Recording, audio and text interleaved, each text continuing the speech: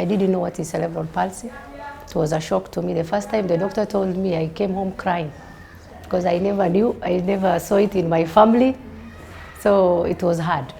But alhamdulillah, I believe special kids are given to special parents. I'm one of the special parents. And alhamdulillah, immediately I'm closer to my God. I have children who, Surah Al-Fatiha, they're doing it now. One child who never spoke, one day she just got up and said, Bismillah. Yeah, so you see, hii ndo inatupa moyo, and we don't want to give up. There are people peddling some unfounded procedures that the child can go through, that you can give supplements, that you can give some of an undocumented cures. There is no cure for autism. The development of any nation depends on its education system. It has been proven that education is the key to human progress and social change. Every child has a right to education, regardless of their mental or physical state. A special needs child requires special attention and specific necessities more than other children. With this in mind, a group of women in Nairobi started a special needs outreach, a community-based organization that aims at enabling the disabled in society. How we started is like we were called in Nairobi Muslim. There's a sister of ours who came from the UK. She called, and she's a physiotherapist. She called all the a meeting, like she wanted to see parents who have special needs children. The first time when they met, I joined them too, but I told them I'm not a parent with the special needs, but I have a stake on it. I've always wanted to have a center for for special needs, where it is available closer by to our society. Msichana anaitwa Kaltun Hirsi. May God give her all the strength and take her to Jannah, because ametupatia ile uwezo ya kuja pamoja. So we came together, and then she was talking to each and every one of us, asking, what is your story? Now we started paying fees without even having any students here, because we never wanted this place to be taken by somebody else, because hautapata center yani mali accessible like this for South Sea. Even Isli is not far anyway when there's no jam.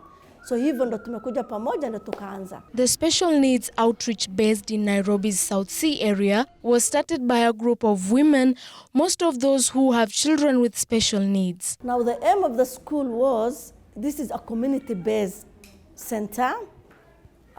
Me as a chair lady, my main agenda now is to now get all Muslims, whether Muslims or Christians, wale hawajiwezi, at least this center ikuwe somewhere they can access this mobility therapy thing.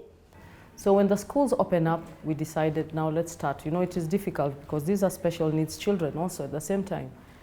And we had to now bring our children. We said, okay, just for the therapy, because it is very important that these children have therapy. As you can see, some of them, especially the cerebral palsy, the ones they come, they do the therapy and go back home. Majority of the ones that you see around are all autistic. And autistic children can be taught. It's not that we cannot teach them. They work with routine. Once you give them proper routine, these children can really produce something.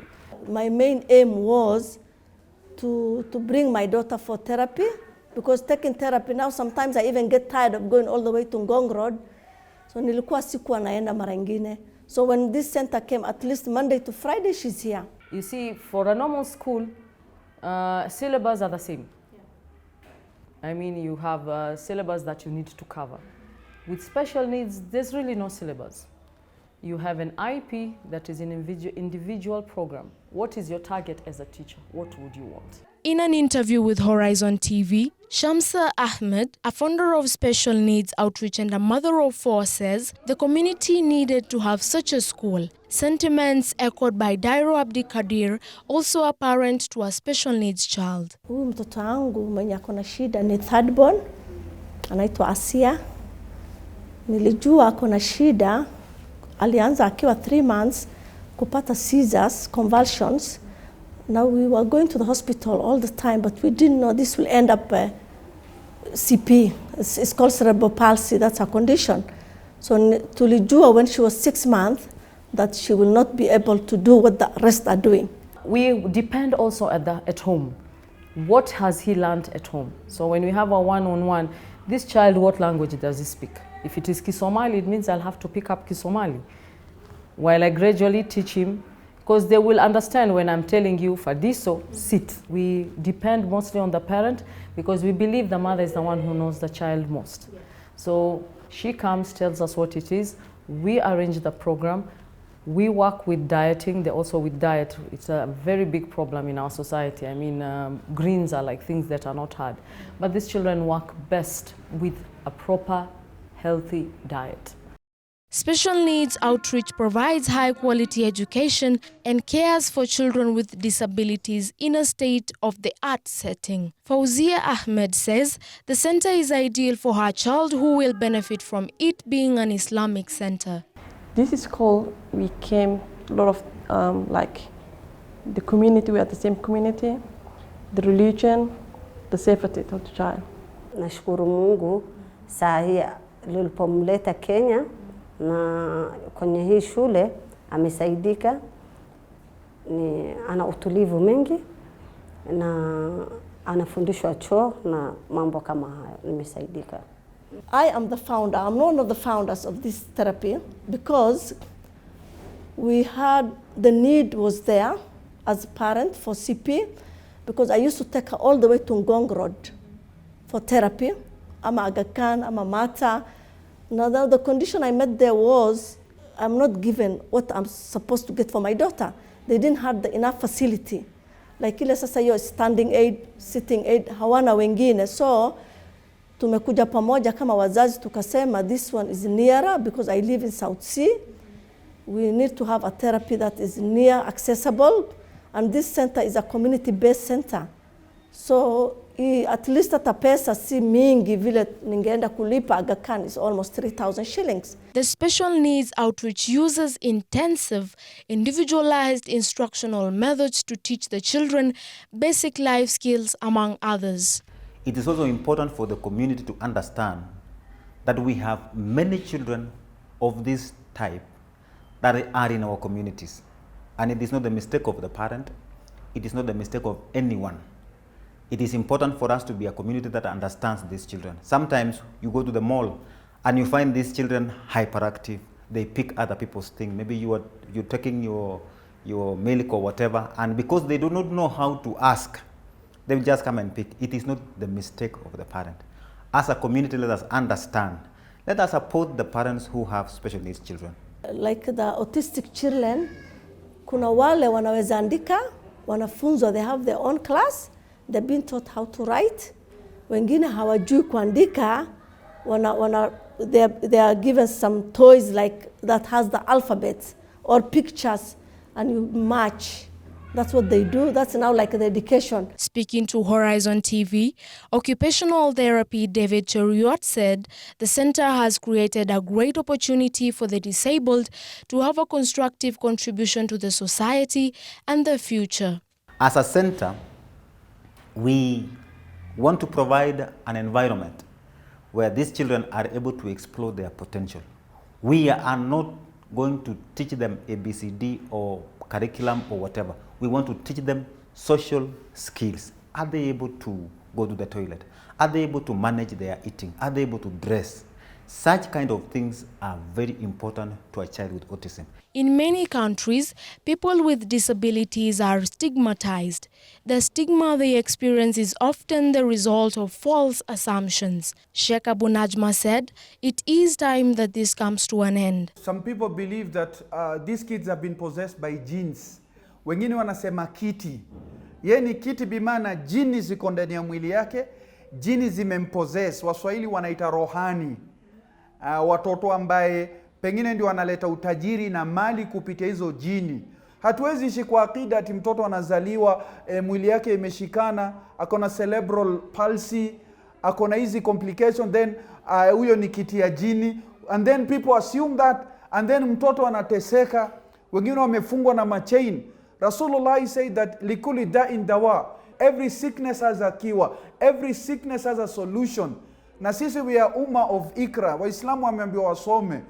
Muslims should delve into science, should find solution to the problems that we are facing as an ummah. The difficulty about autism is because it is not something you can see. When you look at the child, he is healthy, he is normal, he walks well, he does his stuff well, and many people do not understand that they have issues. As a result of this stigma, many parents with disabled children hide them away, hence denying them a chance to study and even interact with others. We need to bring those kids out. Tunafaa kuwaleta. I know. Hatuwezi wapeleka mahali when there's a function, they always wanabakishwa because of the look they gave us and everything. So tunataka watoto watolewe. It's high time, by the way, it's high time. Alhamdulillah, we have social media where we can reach anyone. So we need those kids out. Stigmatization, that's why people don't want to come. Members 15 tuseme, maybe seven or 8 of them have such kind of a child, a special need child. But hata hawaleti. In our society, I mean, our children are not seen, and yet we have them in the homes. There are quite a number of them. Most of the parents, it's so stigmatized. I mean, somebody, you are called, mamake ule flani, ule mamake mtoto kiziwi, ama ule mama mtoto kichongo, ama ule mtoto mwenye mtoto mwandazimu. That parent did not ask for this child. Yeah. And then this child, tuajua sote, mwenye kupa ni Mwenyezi Mungu, na mwenye anakupa ni mtihani. The stigma of disability can extend to the entire family, and this sometimes may lead to mothers being put under pressure to abandon or even kill their children with disability. During the days of Jahiliyyah, mauudatu msichana mdogo bi ayi dhambi, kwa nini uliuliwa? Allah will ask all of these people.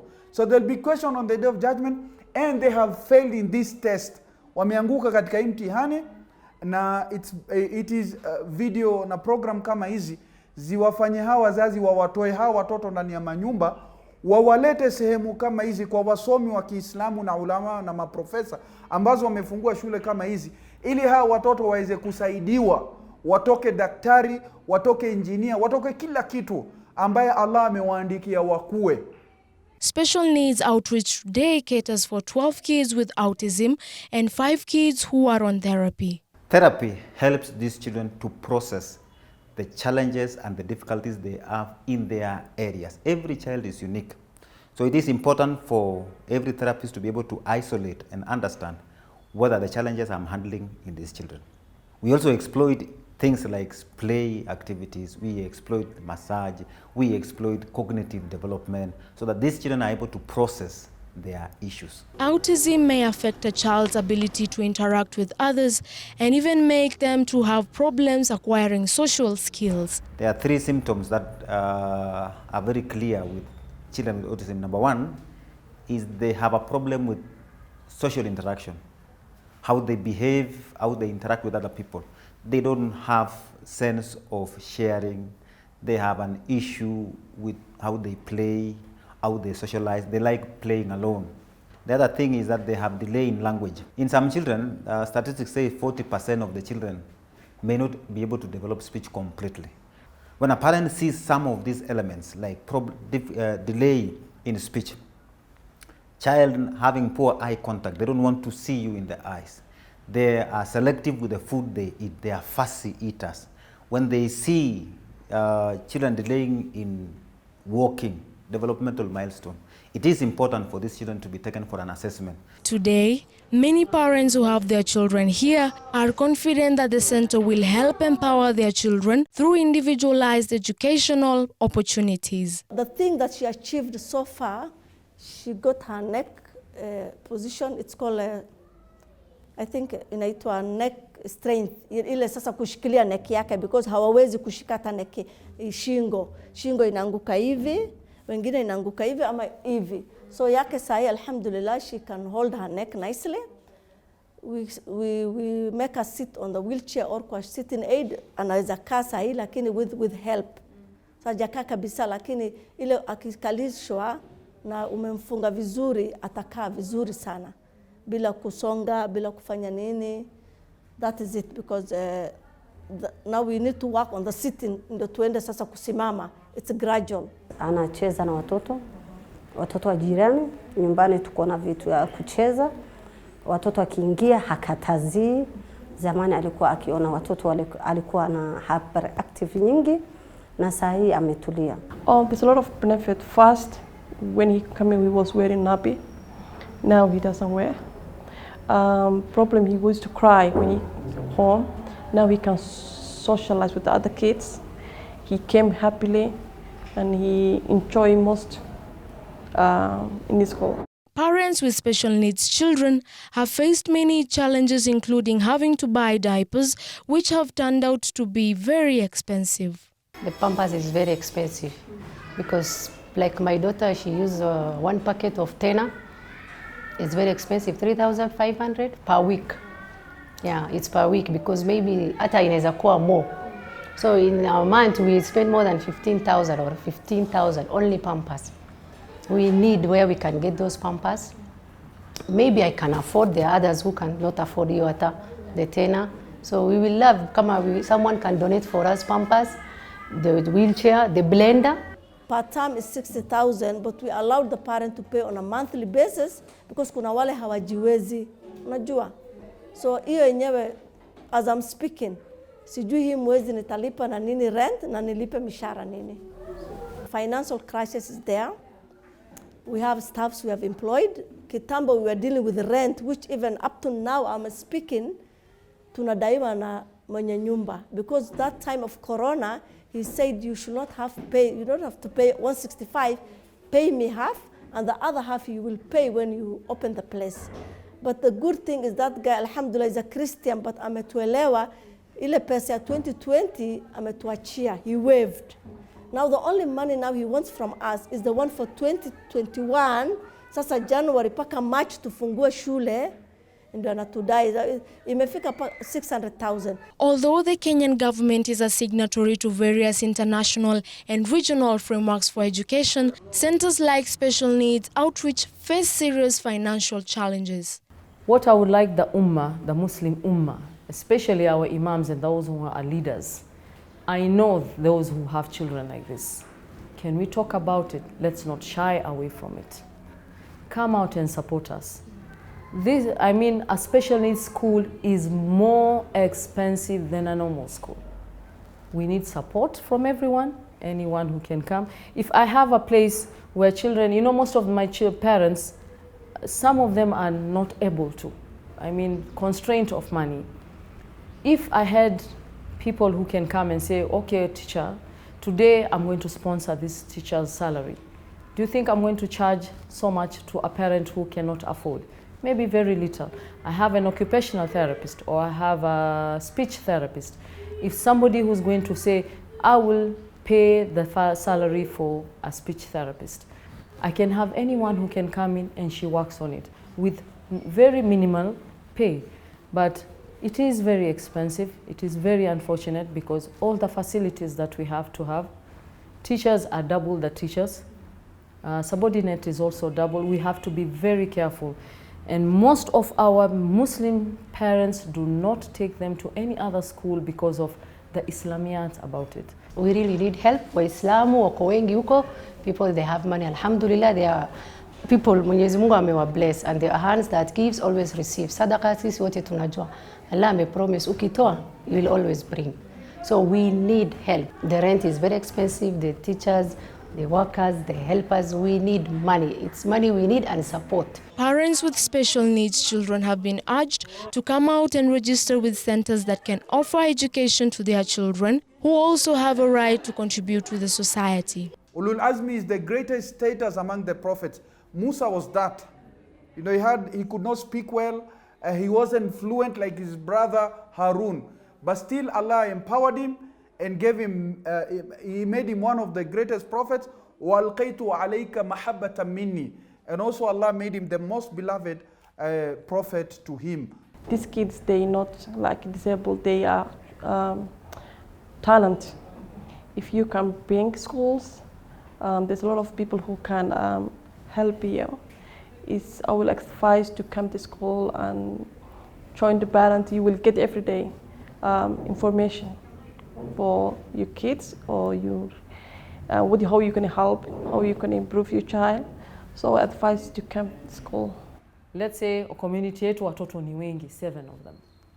Ukiweza mzazi mmoja aweza kuwa na watoto 7. Mtoto 7, mmoja katika wao ni special. Atalipa pesa, wewe unafikiria pesa itakwenda wapi? To the normal kids. Manake huyo anajua natija yake mwisho nini. Huyu wangu ana natija gani mwisho? Hakuna. Lakini si mtu ukimweka kwenye kona hajijui, anakuwa depressed. The child hatakiona watu anaogopa. Unajua hataki kuinteract, don't even come close to on. Amefichwa ndani ya nyumba, asijulikane mtoto mimi niko. Wengine ni status yake mzazi. Mimi fulani, yani na hii khibra yangu mimi ama professor au ama imam au ama like this. They don't want anyone to associate a disabled child with them. In March 2018, the Kenya Institute of Education, KISE, conducted a national survey on the children with disability and special needs. The KISE survey reached a total of 7,609 children, where 865 had disabilities. 2.5% had intellectual disabilities, 3.1% had visual impairment, compared to 3.0% who had a physical disability. These statistics show that children with disabilities form a significant number in Kenya. Latifa Wangari, Horizon TV reports.